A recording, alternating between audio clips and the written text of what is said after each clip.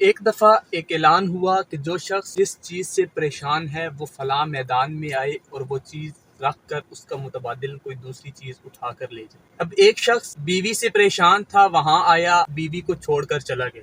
دوسرا شخص بیوی کے بغیر خود کو ادھورا سمجھتا تھا، وہ وہاں پر آیا اور وہاں سے بیوی اٹھا کر لے کر چلا گیا۔ ایک شخص کی اولاد نافرمان تھی، وہ آیا اور اپنی نافرمان اولاد کو چھوڑ کر چلا گیا۔ دوسرے شخص کی اولاد نہیں تھی، وہ آیا اور وہاں سے اولاد لے کر چلا گیا۔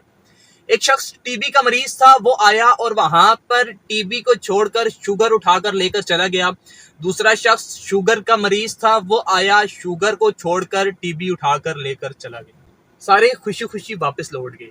اگلے دن جو بیوی چھوڑ کر آیا تھا، رات کو جب بستر پر لیٹنے لگا تو نہ کوئی کھانا پکا کر دینے والا، نہ کوئی بستر بچھا کر دینے والا، نہ کوئی چائے بنا کر دینے والا، تو کہنے لگا جیسی بھی تھی خدمت تو کرتی تھی۔ جو شخص خود کو بیوی کے بغیر ادھورا سمجھتا تھا، جب بیوی لے کر آیا، بیوی نے ہاتھ میں ایک لمبی لسٹ پکڑائی اور بیوی کہنے لگی کہ جاؤ فلاں سامان بھی لے آؤ، فلاں چیز بھی لے آؤ۔ جب ساری چیزیں لے کر آیا، جیب خالی دیکھی تو کہنے لگا کہ اس سے تو میں بغیر بیوی کے ہی بہتر تھا، کم از کم میری جیب تو بھری رہتی تھی۔ اب جس شخص کی اولاد نافرمان تھی، اولاد کو چھوڑ کر آیا تھا، واپس آیا تو کہنے لگا جیسی بھی تھی حال تو پوچھ لیتی تھی، کبھی کبھی خدمت ہی کر دیتی تھی۔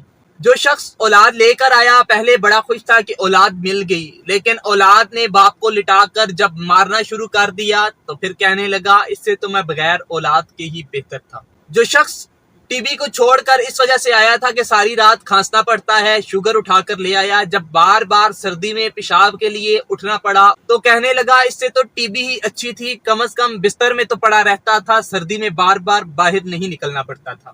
اب جو شخص شوگر چھوڑ کر ٹی بی اٹھا کر لایا تھا، وہ پریشان ہوا، کہنے لگا اس سے تو شوگر ہی اچھی تھی، ایک بار پیشاب کر کے سو جاتا تھا کچھ دیر کے لیے، ساری رات جاگ کر کھانسنا تو نہیں پڑتا تھا۔ انسان بڑا ہی ناشکرا ہے، اندھے کو دیکھنے کی، گونگے کو بولنے کی اور بہرے کو سننے کی تمنا ہے۔